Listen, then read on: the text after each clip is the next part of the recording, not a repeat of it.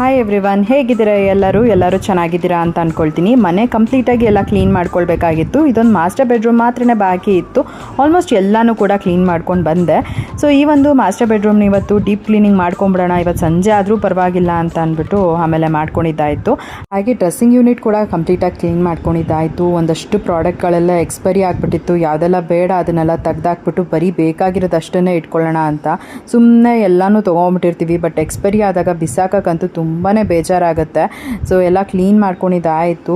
Bed spread ಆಗ್ತಾ ಇದ್ದೆ ಅಷ್ಟೊತ್ತಿಗೆ ನನ್ನ ತಂಗಿ ಕೂಡ ಬಂದಳು. ಸರಿ, ಅವಳ ಹತ್ರ ಮಾತಾಡಿಕೊಂಡು ನಾನು ನನ್ನ ಕೆಲಸಗಳನ್ನ ಮಾಡಿಕೊಂಡೆ.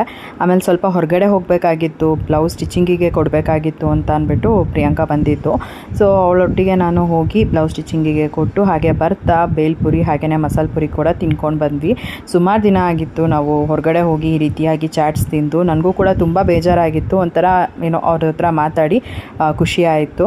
ಇನ್ನಿವಾಗ ಅವಳು ಹೊರಗಡೆ ಹೋಗಿದ್ವಲ್ಲ, ಮನೆ ಹತ್ರ ಬಂದು ಬಿಟ್ಟು ಆಮೇಲೆ ಅವಳು ಅವ್ರ ಮನೆಗೆ ಹೊರಟ್ಲು.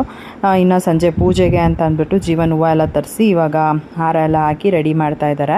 ಇನ್ನು ಅವರು ಪೂಜೆ ಮಾಡೋ ಅಷ್ಟೊತ್ತಿಗೆ ನಾನು ಕೂಡ ಹೋಗಿ ಸ್ನಾನ ಮಾಡಿ ರೆಡಿ ಆಗಿ ಬಂದೆ. ಇವತ್ತು ಸಿರಿದು 4th ಮಂತ್ ಬರ್ತಡೇ ಇತ್ತು. ಎಷ್ಟು ಬೇಗ 4th ಮಂತ್ ಆಗೋಯ್ತು ಅಂತಲೇ ಗೊತ್ತಾಗಲಿಲ್ಲ. ತುಂಬ ಖುಷಿ ಇದೆ.